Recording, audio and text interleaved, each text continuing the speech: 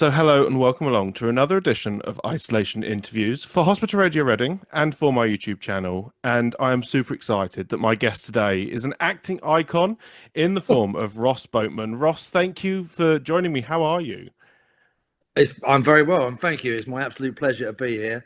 Icon was a bit strong, but I'll take it. Thank you very much. I was going to say, you've had such an amazing career, but I wanted to start off. Let's go back to where it all began for you. And do you remember sort of where the bug came? How did you sort of know that that was acting, performing was what you wanted to do?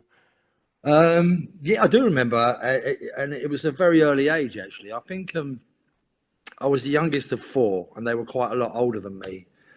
And I'm not. I don't know actually. I don't know if that had anything to do with it, but I remember we moved around a fair bit. I went sort of passed around schools a bit when I was quite young, so I was always having to make new friends.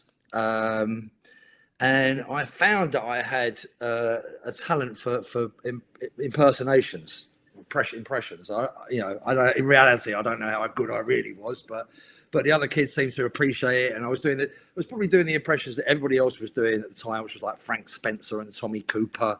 And maybe I was a little bit better than the other kids, but whatever I was doing, it was getting me some attention. It was making me new friends. And I kind of caught bug for it there. There were lots of drama groups at my primary school. I remember my junior school. And all the different drama groups. Being in a drama group meant time out of class. So that was always a bonus for me. I was never very academic. And everybody wanted me to be in their drama group. They obviously thought I had something and I was delighted because it meant I had loads of class. But that's really how it started. That was school plays and doing impressions and stuff like that, and getting a good positive reaction for it. I mean, you talk about getting a reaction, and I mean that buzz that you got when you were first on stage. What was that like for you when you knew that this is it? This is my future. I don't. It's a really good question. I'm not quite sure. I can remember from a very early age, and I'm talking like 10 years old, and then again when I went to secondary school, I had a particularly good drama teacher, and it wasn't a great school. I don't want to be disrespectful about the school, but it wasn't the best. But the drama department was really good, and I can remember doing school plays, like I say, when I was 10 years old, 12 years, 13 years old, and being in front of an audience and cracking a joke and hearing the feedback of that laughter. And there's nothing like it, and the adrenaline, of course, of getting out on stage, and which is how I really started. I didn't do any television until I was in my 20s. So feeling that sort of connection with the audience, the laughter, the adrenaline, I just loved it. And I wasn't very good in the classroom. My partner recently found my school reports, my fourth and fifth, my two final years at secondary school. And I think quite a few of them say, we'd like to give a report on Ross for his final year, but he hasn't been here. He's never showed up once. So acting for me was my thing. I knew very early on that's what I wanted to do. I mean, obviously, one of the things that comes out of, when you start appearing on TV and stuff like that is notoriety, and something that some people find weird. I mean, how did you find kind of people coming up to you, wanting to talk to you about projects you're working on? Was that something that came easy to you, or was that something weird to get your head around? I think it is something weird. Well, I don't know if it's weird. I'm not sure if it's weird exactly, but I took to it quite easily, I must admit. I mean, the first thing that I did that I was recognised for in a big way was my part in London's Burning, my time in London's Burning. It was a huge show, had a huge audience. There was only 4 channels, so there wasn't much else to watch. People, it was 1 in 3 people in the country, I think, were watching us. So obviously at that time, I was getting recognised wherever I went. And I don't know if it happened to be if people liked my character, or if it was the job that we were doing. It was about firemen. Everybody loves a firefight. You can't go wrong, right? So the public response to us was phenomenal. It was wonderful. People would come up and congratulate me on being so brave.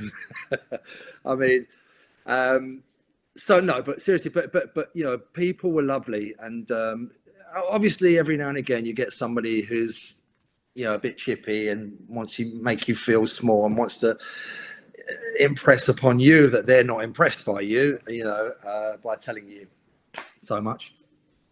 Sorry, Rocky, so my youngest. But for the most part, people were lovely, and they still are. And I love it. It's really, really nice. It's a nice way to meet people.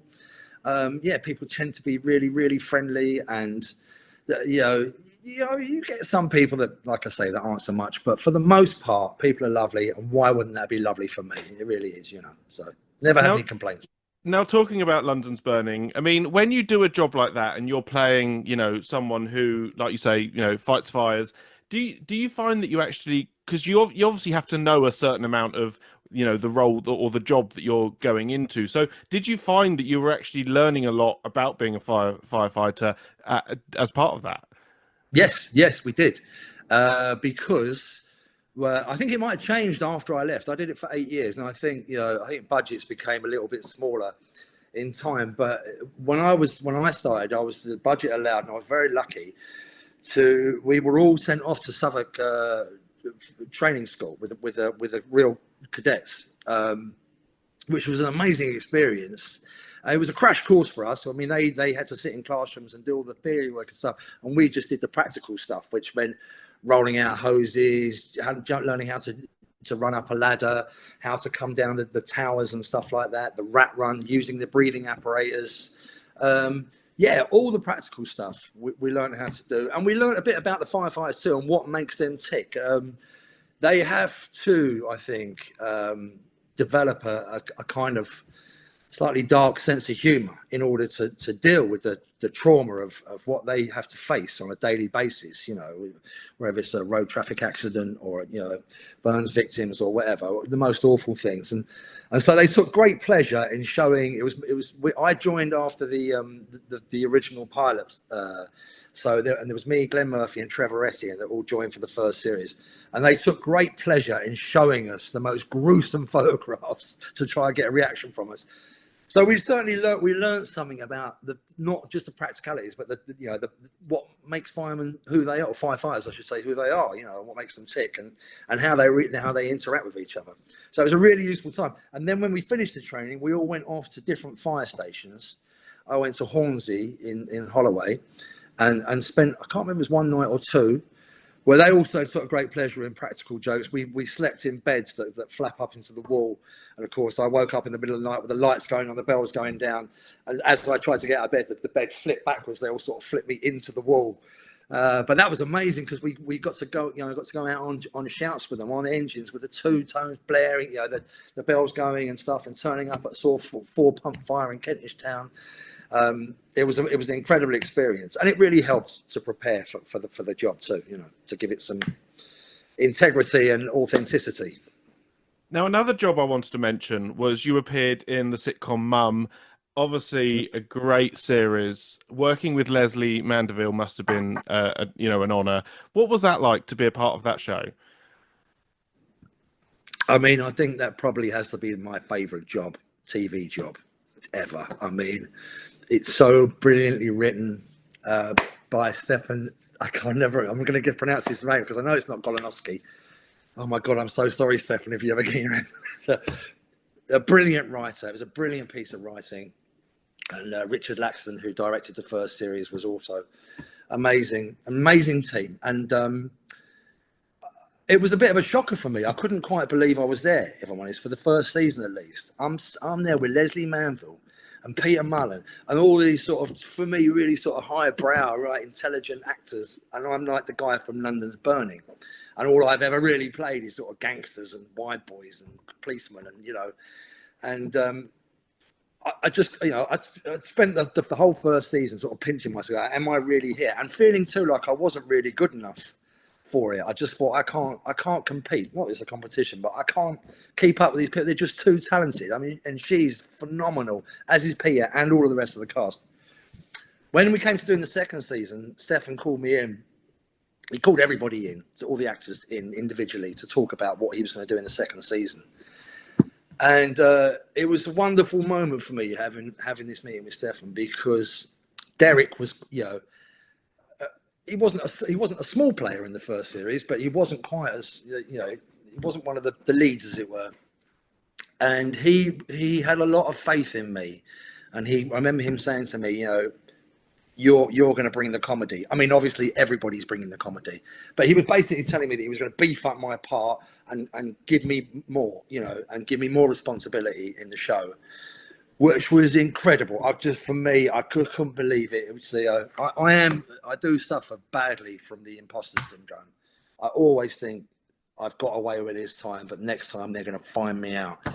So it was, you know, it was an amazing privilege, and it was a wonderful show to work on. The writing was fantastic. Stefan, who went on to direct the season 2 and season 3, I mean, every beat is, you know, if you in certain shows like London's Burning or EastEnders, even there's a certain amount of room for a bit of paraphrasing.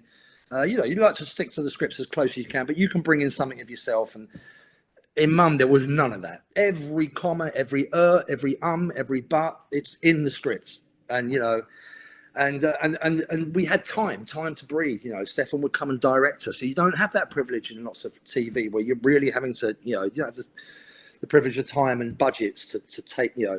So, you know, he'd spend ages, you know, directing you while you were filming a scene. You do the first take, and then he'd come up and he'd whisper in your ear while the makeup girl's doing your makeup and the wardrobe guys sort of twitching with your collars and stuff, and you're desperately trying to take in all the notes and thinking about what you said last time.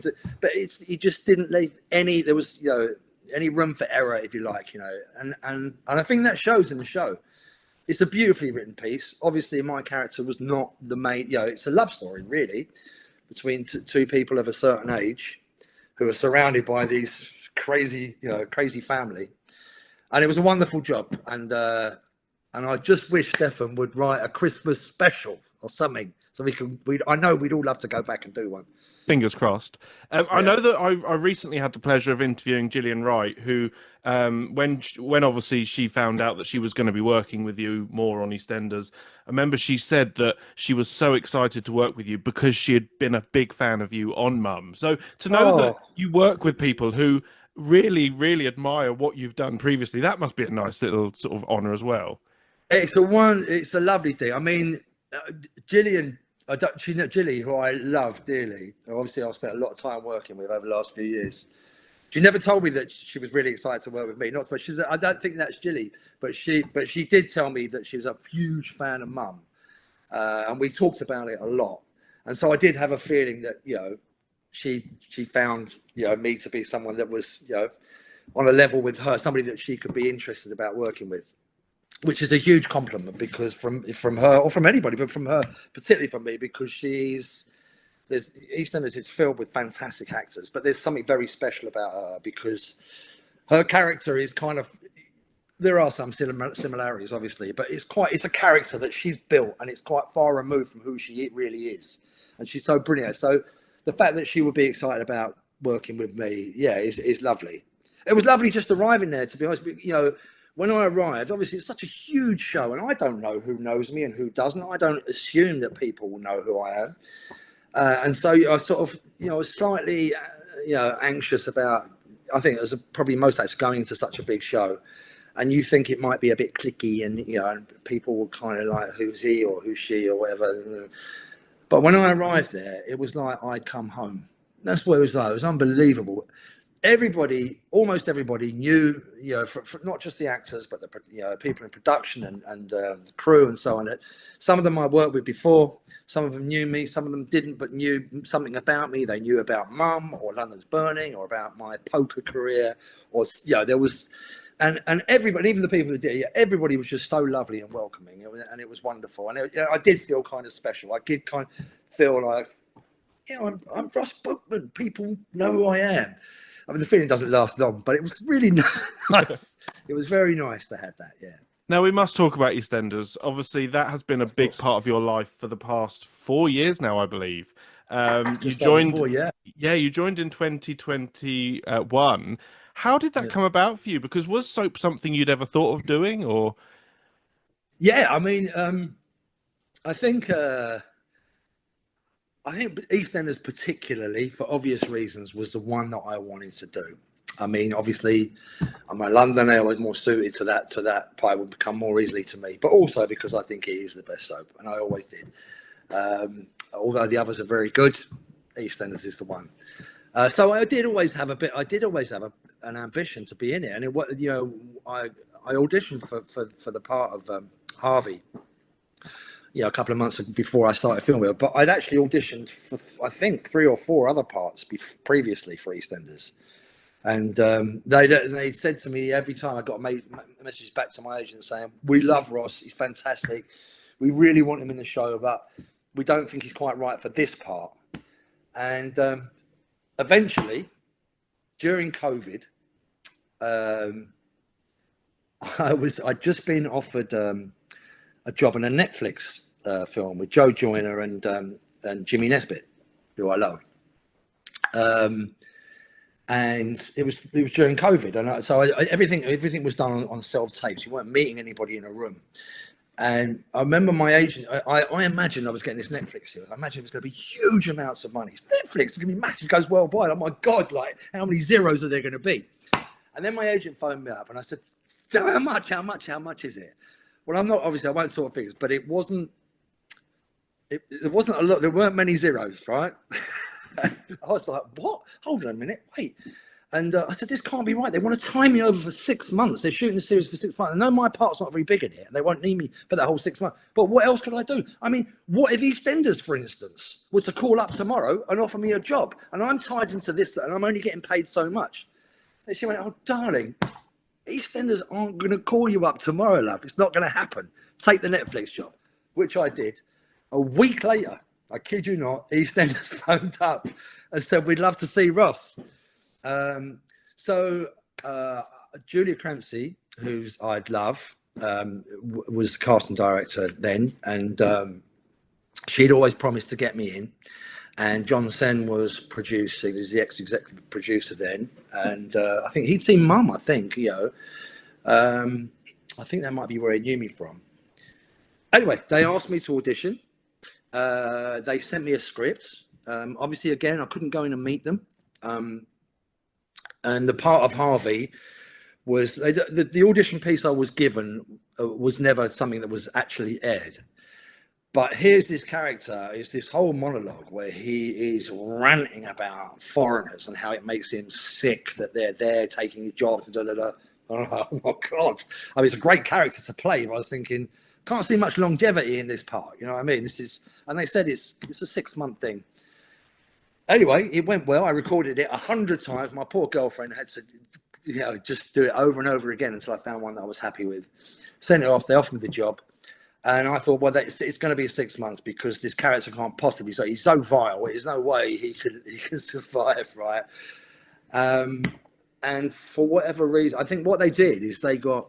I don't really know if this was their plan, but eventually they must have decided that they wanted to keep me. Well, I think maybe this character had already been written, but they'd seen me in Mum. And they kind of wanted me in there. It wasn't kind of the character they imagined me, but this is all in my imagination. I don't really know this. And then at some point they've decided they wanted to keep me. So what they did is they got Charlie Wernham in to play my son, who was 100 times worse than Harvey. He was a real monster, wanted to blow up a mosque and blow up a gay club. And suddenly that gives a chance for Harvey to stand back and go, oh my God, what have I done? What have I created? This is me. I've done this. And so it gives him a chance to change who he is. And that's when I guess they said, would you like another year? And I'm still there and loving every minute, I hope Charlie comes back one day. But I was going to say, you obviously had, 2 on-screen children and, Barbara, who, of course, played Dana. You must have felt really lucky to get 2 fantastic kind of on-screen kids. And I imagine they kind of become like children in real life to you. Are they like part of your family now? Yes. Well, I mean, I haven't spoken to Barbara I don't think I've spoken to her. I did reach out at one point, but I know she was going through a bereavement, and so she lost her mum. So I didn't want to push. She didn't get back to me, but I hope to be in touch at some point. Charlie, I'm still in touch with. Spoke to him just the other day. I love the idea of him coming back. Well, both of them coming back. But yes, you're absolutely right. They do. I forget that a man of a certain, I don't even like to say it, I'm that old, you know, I'm 61, you know, but I forget. To me, I'm still the 25-year-old guy, you know, who's out there loving, you know, rocking life, you know, and so when I'm sort of communicating or whatever, chatting away with Charlie and Barbara, to me, it's just like I'm chatting with mates. I think they're looking at it slightly differently, like, oh, is this, you know, this old guy's okay, you know what I mean? And over time, because you work so closely, you kind of begin to think, realize that actually no, they're looking at you differently, and you need to look at them. And actually, you're not exactly one of them. You're working together and creating this work together. But and so yeah, we did develop. They used to take the mickey out of me quite a lot, actually, about being an old man. I sort of moaned and groaned as I was getting out of chairs, and they'd sort of say, "Get him a blanket, get the old fella a blanket. He's getting a bit chilly." And then I turn into this old fella, you know, and play along with it. So yeah, we did get very, very close, and it did feel like a family. And yeah, and I really missed them. And they're both wonderful actors. And I really do hope that one day that they'll come back to the square. You know, maybe with Harvey's wife, the estranged wife. Yeah. Could be interesting. But you know, and it may be something that they've already considered. I don't know. But I would love that. But yeah, that's not in my hands. That's down to the guys up there. I mean, the great thing with Harvey is he's kind of been an honorary Slater. He's now kind of gone more to the Beale family. Do you love getting to be a part of these huge families? And I mean, obviously, we'll talk a bit about first the relationship with Gene. And what was that like to be a part of the Slater clan and working with them all? That must have been amazing. Amazing's the word. It was a dream come true, really. I mean, again, I am a you know, I do doubt myself an awful lot. I know I don't necessarily come across that way, you know, in an interview or in the dressing room with the guys or whatever. But actually, like most actors, I'm filled with insecurities and fears.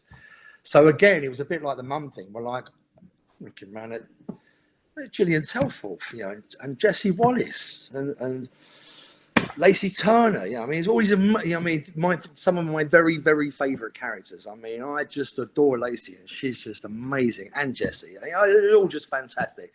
And of course, Shane came back to the show. You know, I do remember watching EastEnders. I never missed it when he was in it. He's just brilliant. He's a brilliant actor. He always talks about me as being an actor's actor, like because I went to the Royal Academy and I trained and I did, I've done whatever he thinks that makes me an actor's actor. But I think he's brilliant. He doesn't, you know, need to go to drama school to be. You can't teach talent, you know. You got it, you know, he got it in spades. So they all have, and Lilia as well. I was just everybody, and it was an amazing experience. I felt quite sad because you know these stories are not within your control, and so I felt sad to be leaving the Slayers. They are amazing. Sometimes I felt lost because they've got this. Feels like a ready-made dynamic. It feels very real when you're on set with them, you know. It's so natural. So you kind of like feel like you're trying to keep up sometimes. It was sad to leave, but now suddenly I find myself with the Beales, with another sort of iconic family. And I was on set with them the other day, and I'm looking around, and I'm thinking, oh my God, this is Kathy Beale, Bill. And I'm in a scene with them, you know. I mean, what could be better? It's amazing. You know, I love it. And I haven't had a chance to shoot loads with Gilly yet because I've just been off for 2 months. I had a knee replacement surgery. So I haven't been there. Now she's on holiday. So I'm hoping we've got some stuff to shoot coming up soon, which will come out maybe towards the end of the year.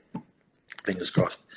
But yeah, I love the Slayers and I love the Beales, and yeah, what a privilege to work with both families. You know, amazing. I mean, it's probably a tough question to answer, but having, you know, been, you know, Harvey, you know, was with Gene, now with, obviously with Kathy, who do you think Harvey is better suited to? Can you answer? I kind of felt where that was going, because when you said it's going to be a tricky one to answer, I thought you might say, who do you fancy more? But, yeah. Do you know what? A lot of people are saying, I see a lot of people are saying, I don't look that often, but every now and again I'll flick into Twitter if I've been in the show a lot just to see, so I can get some feedback from the audience, see how much they hate me. I'm usually on some list that needs to be of actors that need to be axed from the show. But a lot of them say Harvey's much better suited to Kathy. I don't know. I feel like it's not for me to say exactly. For me, what I see is an opportunity to work with great actors, and I think they're both brilliant. They're both very different kind of actors, but what they both bring is class. It's quality stuff. They really know their stuff. It's people. I think people don't always. What and why would they? But people don't understand actually how difficult acting can be, particularly on a soap, because it is so fast. If you spit your words out in the right order, right, chances are that's a print. You're moving on. You don't get a go. Can I go again, please? They're already packing up the cameras and going somewhere else. So they are incredibly talented. They're incredibly skilled at what they do. They know their craft. And so it was an honor to work with both of them. And I don't think I'll stop working with Gilly exactly anyway. In terms of being a part in a partnership, there were things I felt that Harvey, Gilly and I created. I think we had a certain influence because of who we are and what we bring and where those characters went.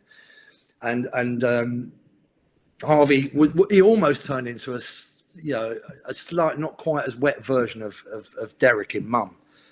Became a bit sort of bumbling and fumbling and sort of apologising to Jean all the time because she's so sort of big and can be sort of slightly overpowering, her character, I mean. And so the relationship with Gillian Selforth, I think, will be very different. And I think we'll see a different side. I don't know yet because I haven't read the scripts, but they haven't been written on it. But I think we'll see a very different side of Harvey. I think we might see someone who's perhaps slightly more, I don't want to say in charge, because no one's ever going to be in charge of Kathy Bill. I mean, that's never going to happen. But, I think it might be oh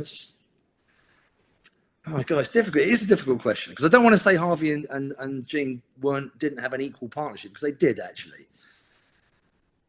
I don't know. I can't exactly. It's going to be different. It's going to have a different dynamic. We'll see. I don't really know because I don't know what they've written. It could be anything. That's part of the excitement. It's like Christmas. You just don't know what you're going to get. It's going to be so exciting to see what happens next. And I mean, obviously, when you're, on a show like EastEnders and characters are always evolving, always changing, you must be loving where Harvey is at the moment. And I mean, would you, if you were to meet Harvey in real life, could you see yourself being friends with him? Is he the sort of bloke you would get on with? That's a very good question. I do know lots of people like Harvey. I grew up with people like Harvey, and some of them are my friends, and remain to be my friends to this day. And people that I love and respect and admire in some cases, and they're good people. But Harvey, when we look back and we reflect back on where Harvey came from, and how he arrived on the square and his politics, etc., that is a world away from me. I'm not going to come in here and talk politics, but in that respect, I'm nothing like Harvey. But we have a lot in common, and I do have friends like Harvey. I've grown up with people just like him. Obviously, they were smaller and in shorts and stuff like that at the time, but but yeah, I think he's very much a sort of product of the sort of Thatcher era, working class guy, working for himself. He was a black cab driver, probably bought his council house, very sort of, I was going to say patriotic, but I'm patriotic too, actually. I love my country, but he's a particular kind of patriotism, I suppose. And yeah, we've got things in common, me and Harvey, but we've got things too that maybe not so much. Now, I mean, obviously going forward, is there kind of like, are there people that you haven't really had the chance to work with on EastEnders that you would love to do more with going forward? Because it's a huge cast. You can't, interact with everyone on a regular basis. So who would you like to work with more? Ooh, okay. I mean, one person that I would really love to do something with, although he told me that it's not a good idea, is Steve McFadden, right? Because me and Steve go back 45 years. I've known Steve for 45 years. We grew up in the same area. We went to further education college at the same time, although Steve's a little bit older than me. And we went to RADA at the same time. He started just after me. And we've known each other forever. And I love Steve. And I said to him that right, early doors when I joined EastEnders, I said, look, I really want to work with you, Steve. It's been so long and we've never really done anything. I'd love that. And he said, it's not a good idea, Ross. He said, if everybody gets involved with me, leaves in a body bag. So he said, best stay clear. So I don't want to leave in a body bag. I don't want to leave in a black taxi. I don't want to leave anyway. Just I love where I am at. I love the show. And if that's what it means to work with Steve, I'll keep it on ice for now. But there's lots of people I like to work with because you're right. It's a huge cast, and you often only really see the people that you're working with. You see other people in the green room going through the corridor, and it's a great atmosphere. Everybody gets on really well. But there's loads of people. I like to work with Perry Fennick. Perry and I also go back a similar amount of years. And I love Perry, and I think he's a really good actor. I could see Harvey and him being friends. I'd like to do more with Shane, because I think he's brilliant too. I like to do more with Delroy, who plays Howie. I think I'm going to be working a fair bit with Adam and Alex, who plays Ross, who I've also known for a long time. We crossed paths on London's Burning, The Bill, and he's a very accomplished actor, very good, and I feel they're building something at the moment with him and Ian and Harvey. But really, just anybody, I just love to work, and everybody, is so good, except for one person. No, I'm kidding. Everybody's fantastic, and it's a joy to work, but to work with any of them is brilliant. And I mean, I imagine you must miss having Brian Connolly on the show, because your characters were just so good together. Oh, thank you. Yeah, I really, really do miss Brian. I remember, I don't know if I should really put this out on air, but what the hell? When I was doing my first interviews, it was all over Zoom with the producers and so on, and casting directors. And I remember them saying to me, "You know who Brian Connolly is?" I said, "Of course I know who Brian Connolly is." They said, "You're going to be working really closely with him." And oh, that's brilliant.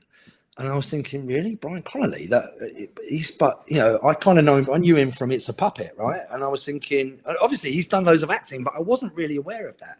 And I was just thinking, I'm not sure this is going to work. This is not how I imagine my journey on EastEnders work. On my first day, he was the first person to come up to me and introduce himself. Didn't make any assumptions about me knowing him. Obviously, he's very famous. He was so sweet. He reminded me that we worked at LWC, London Weekend Television, at the same time during the 80s. He was doing, the Palladium and stuff like that, and I was doing London's Burning. He knew exactly who I was. And he made me feel, he'd only been there a couple of years, he made me feel so at home, and of course we're the same age. And we really struck up a really lovely friendship. And mostly, although you get on with everybody, when the bell goes and you're clocking out, you go home. I mean, quite frankly, there isn't time for much else anyway when you're on EastEnders. But Brian and I and his lovely wife and my partner, we go out to gigs together, spend time together, went to their house, stayed with them, slept in his pajamas. He's the most lovely, him and his wife, they're just the most lovely people. And I'm still in touch with him. And I just absolutely adore him. He's the sweetest, kindest, most generous person. And he's somebody else that I'd love him to come back. But even if he doesn't, it doesn't matter, because I'll see him in the real world. Yeah, no, fingers crossed he comes back. Yeah.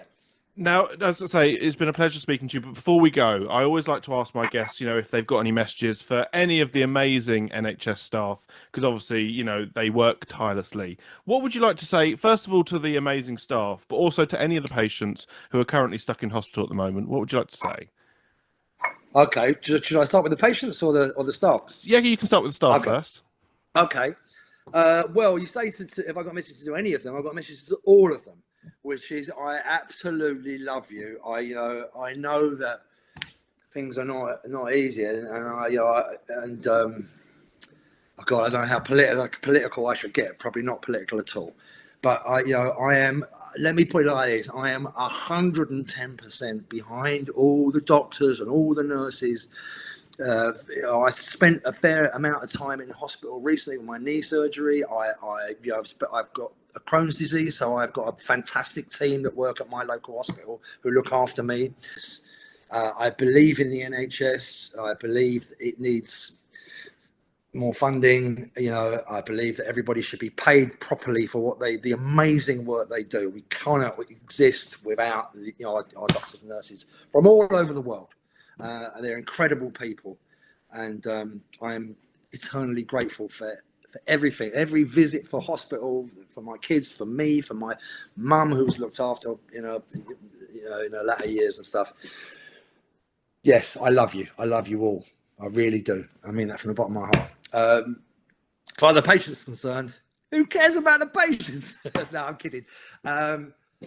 Well, for all the patients, I hope that are listening, I hope I've managed to lighten up half an hour for you, give you some interesting stories and something to think about, take you away from that place where you are right now. If it's serious or maybe not so much, and just to know that I might be taking you to a different place for half an hour. I hope I have.